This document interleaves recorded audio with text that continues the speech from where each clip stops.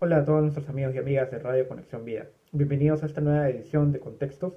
El programa de hoy va a estar dedicado al gran novelista y ensayista británico George Orwell, famoso creador de distopías y crítico severo de los totalitarismos en Europa. Vamos a analizar también una de sus obras más celebradas, su estilo y su postura política en una época de grandes conflictos como lo fueron la Primera y la Segunda Guerra Mundial. Eric Arthur Blair, el verdadero nombre de George Orwell, que con los años acoge este seudónimo, nació en 1903 en la India, cuando esta era una colonia de Gran Bretaña, un 25 de junio, como hoy. De su infancia existen en realidad muchos datos. Su padre trabajaba para uno de los ministerios de Inglaterra y su madre era una persona culta y de ascendencia francesa. Pasó poco más de un año de vida en India, sin embargo parte de su infancia y de la educación clave la va a recibir en Gran Bretaña, donde ganó becas y conoció posteriormente al gran crítico y amigo suyo Cyril Connolly. En la Universidad de Eton tiene como profesor luego a otro gran escritor de distopías literarias, que es Aldous Huxley, y con los años, viéndose luego ya obligado George Orwell a abandonar sus estudios por problemas económicos, él va a trabajar en la policía colonial británica en Birmania, uno de sus territorios dominados a principios del siglo XX. Esta etapa es clave en la formación de Eric Arthur Blair porque moldeó su interés por los nativos, por su lengua, y asimismo fue fermentando de alguna manera el odio y el profundo rechazo hacia toda forma de autoritarismo y dominación colonial, los abusos y poderes excesivos contra la integridad humana, atreviéndose ya desde este periodo a escribir varios ensayos, varios artículos periodísticos sobre la violencia en Birmania y adoptando de este modo un seudónimo, es decir, un nombre clave, un alias para no ser identificado, y este va a ser precisamente George Orwell. Ya en 1927, cuando el autor regresa de Birmania a Londres, vive una situación de pobreza tanto en Inglaterra como en Francia. Sin embargo, este conjunto de experiencias, su crítica también contra toda forma de violencia, irán juntando, digamos, todos los materiales y temas recurrentes para su obra literaria, como por ejemplo la novela Sin Blanca en París y Londres, o Los días de Birmania, donde no solo traduce una denuncia, sino también el origen de un sentimiento político, o mejor dicho, una conciencia social. Durante un periodo también Orwell trabajó como lavaplatos en un hotel, luego como profesor particular, entre otras actividades y que posteriormente fueron añadidas en escritos autobiográficos. La faceta de Orwell como periodista no es menos importante, pues trabajó como reportero del que quedó un grupo de trabajos que revelan los excesos cometidos contra los obreros en Inglaterra, sobre todo contra los trabajadores en minas de cobre. Ya para el año 1937, tras haber participado brevemente en la Guerra Civil Española, él retoma sus críticas contra el régimen de Joseph Stalin en Rusia, o conocida entonces como la Unión de Repúblicas Soviéticas Socialistas, ¿no? La URSS. Tiempo después de que se le diagnosticara una afección severa en los pulmones, una tuberculosis, Orwell abandona su trabajo como reportero de la cadena británica BBC en el año 1943, en plena Segunda Guerra Mundial, cuyos efectos, además de los bombardeos que padece Inglaterra de la Alemania nazi, son también la destrucción del hogar de este escritor. Ya en sus últimos años de vida, tras fallecer su primera esposa y de alguna forma como una reacción del temor de dejar huérfano a su hijo adoptivo, Orwell se casa por segunda vez con la esperanza de que su hijo pues no se quede completamente solo en el mundo. Con sucesivas hemorragias, en este periodo Orwell escribe ya la que sería una de sus mejores novelas, 1984, falleciendo poco después a los 46 años de edad, una edad temprana en realidad, en un sanatorio de Gloucestershire en Inglaterra. Bien, conociendo un poco más de la vida de este autor, veremos ahora uno de sus libros más celebrados, que se llama Rebelión en la Granja o Animal Farm en inglés, que fue publicado en el año 1945, casi al término de la Segunda Guerra Mundial.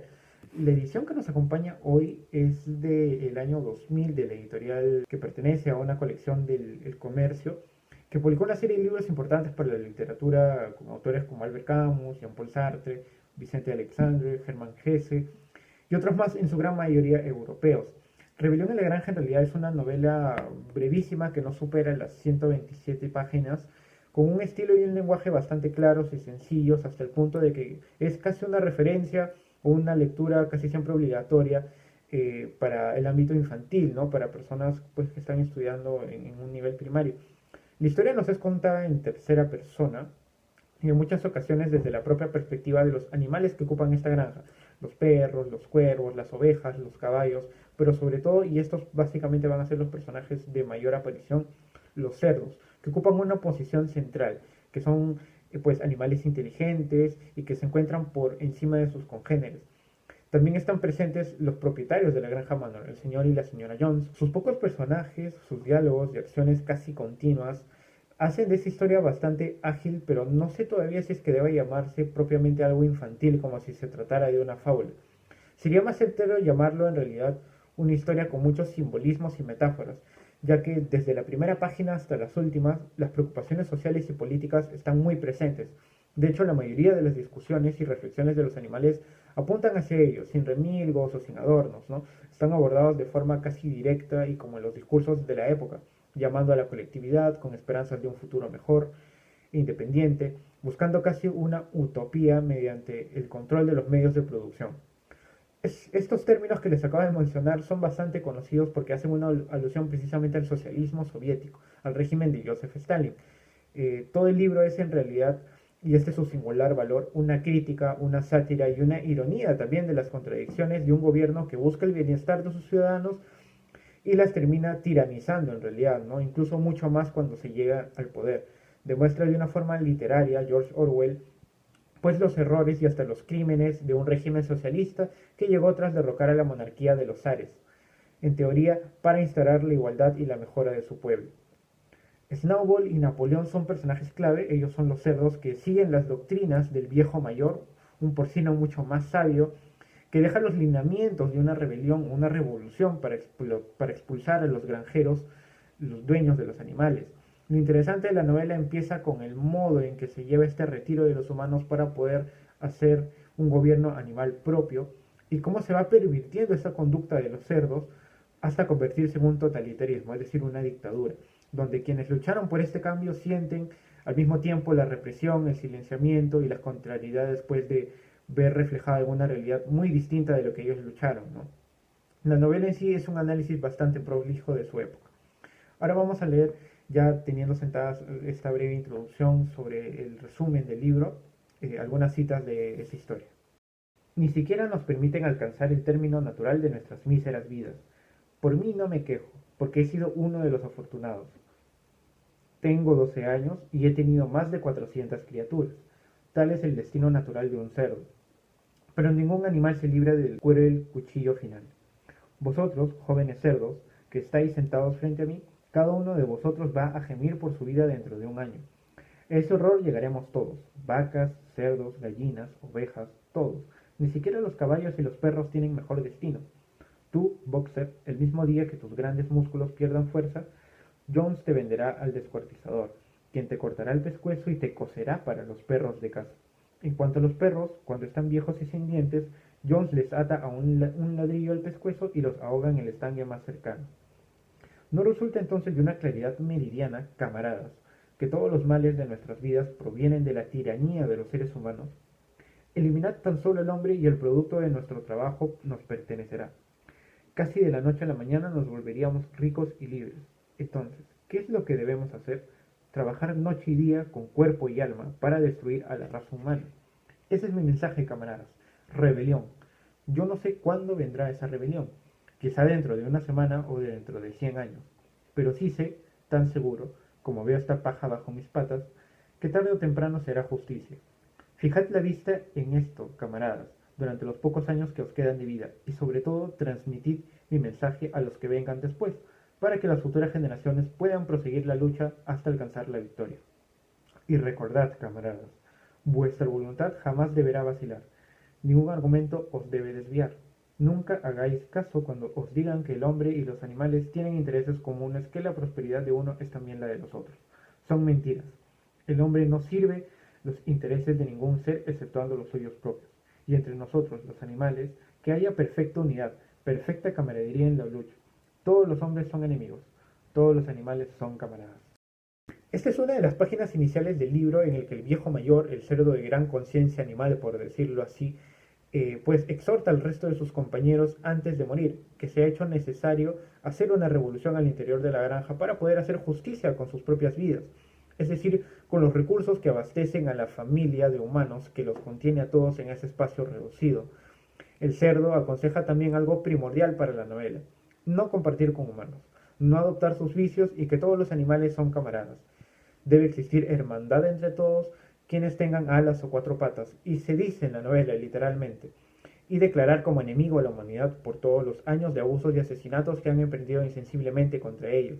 Esta primera impresión que nos deja el viejo mayor antes de morir es clave porque son los lineamientos de toda una doctrina, incluso con el uso de la palabra camarada, de cómo una ideología busca empoderar a las fuerzas obreras o también a las que hacen funcionar este sistema también puedan gobernar.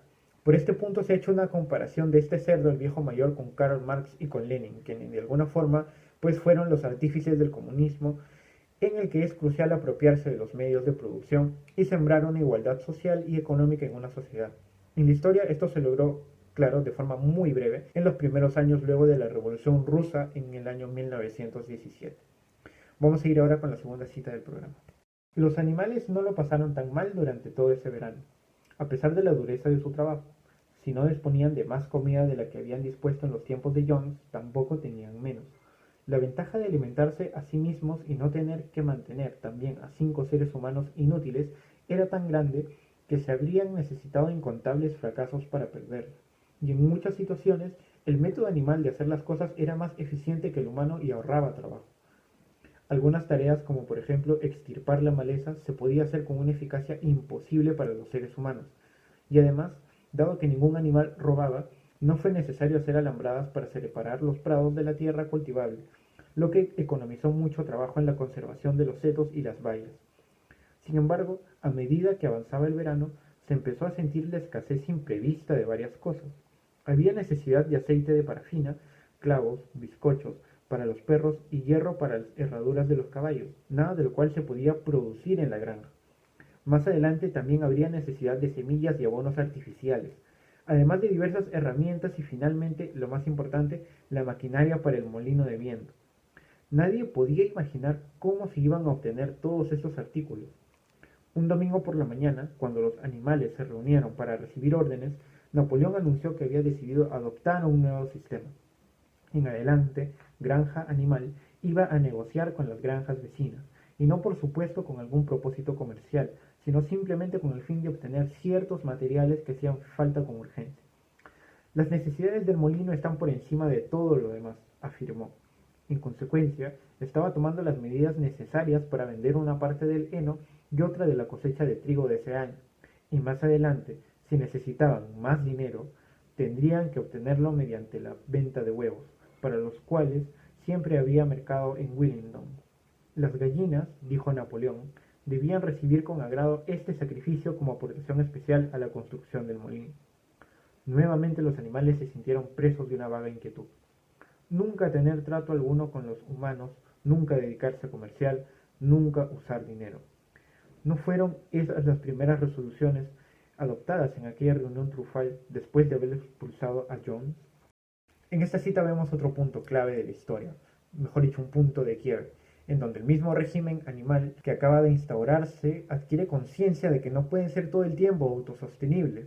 De hecho, no pueden estar todo el tiempo cerrados sobre sí mismos y necesitan de otros materiales, necesitan proveerse de otros objetos para poder sobrevivir o al menos mejorar su estilo de vida.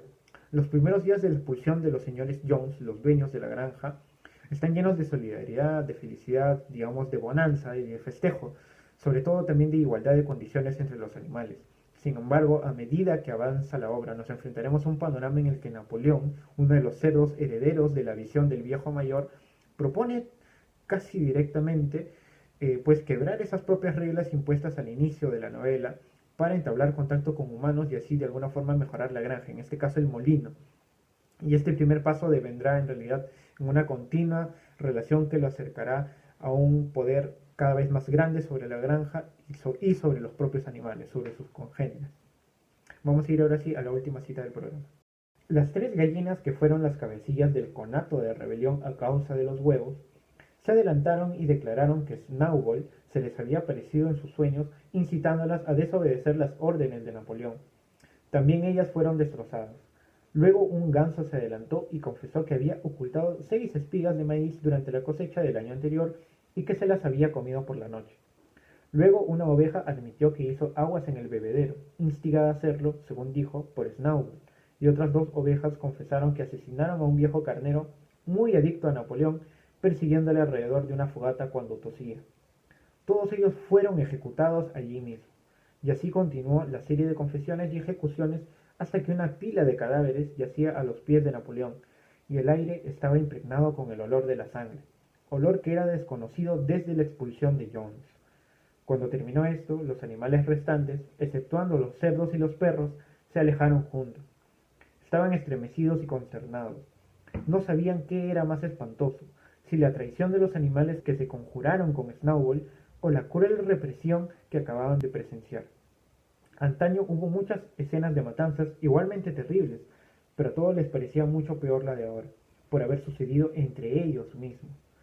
Desde que Jones había abandonado la granja, ningún animal mató a otro animal, ni siquiera una rata. Llegaron a la pequeña loma donde estaba el molino semi-construido y de común acuerdo se recostaron todos como si se agruparan para calentarse. Clover, Muriel, Benjamín, las vacas, las ovejas y toda una bandada de gansos y gallinas, todos en verdad exceptuando al gato, que había desaparecido repentinamente poco antes de que Napoleón ordenara a los animales que se reunieran. Durante algún tiempo nadie habló.